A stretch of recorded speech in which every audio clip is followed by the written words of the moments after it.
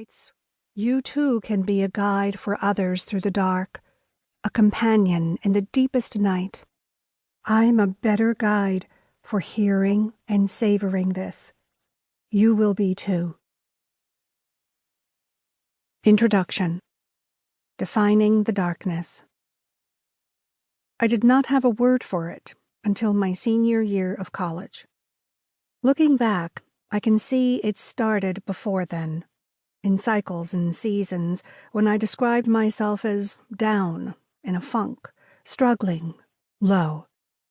My friend talked me into seeing a counselor at our college's health center, and there I was given the word: depression. It felt foreign at first, as if this couldn't be me, couldn't be this thing I was feeling. But it had been so long since I felt emotionally steady, emotionally up, that I didn't remember what normal felt like anymore. I no longer had the energy to wrestle with the thoughts in my head. I was stuck in a fog, confused, overwhelmed, suffocated. For brief moments it lifted enough for me to sip the fresh air, to realize just how much clearer and easier life was without its presence. On the days it lingered, I cried myself to sleep, my body curled into a tight self-protective ball, begging God to hear me, to make me okay. As time went on, I wondered whether he did hear me. My tears dried up and feelings left me.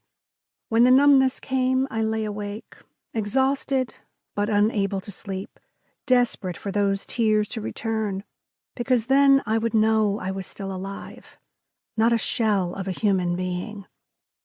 I longed to disappear, to drift off into never-ending sleep.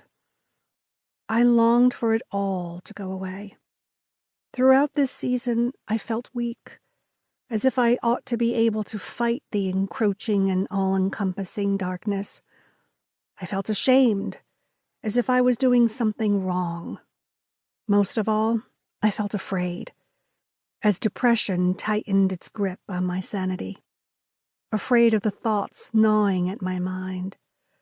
Afraid of how much deeper I might plunge into the pit. Afraid of my desire to cease to exist. I survived. With the help of therapy, medication, a good support system, and God's grace, the light slowly dawned. Life gradually became easier, the days less daunting. My mind could focus and process once again. I could turn loving attention on other people. Sleep was no longer elusive. The sensation of joy once again took up residence in my heart. I felt like one of the lucky ones, like I had barely survived my brush with depression's darkness. I was thankful to be alive, returned once again to the sun. But I didn't know what to do with my experience. I didn't know what to do with the marks it left on me. I didn't know what I would do if it returned. And return it did. This time while I was living abroad, working as an administrator and a house mom in a home full of foster children. Once again came the darkness, the tears, the exhaustion. Stripped of my usual support network, I once again needed medication to help me as I clawed toward the light. Months later, stable but still on this latest round of antidepressants, I found myself in a seminary classroom scribbling names from church history in the margins of my notebooks. With the battle of depression still fresh in my mind, I recognized something in my professor's asides about different historical figures. These brothers and sisters were like friends, whispering to me from centuries past. They too had been plunged into darkness. They too had been depressed. So I set out on a journey to get to know them and others like them, and to learn the lessons they might offer from the darkness. What is depression?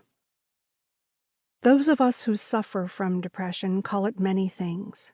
The fog, the black dog,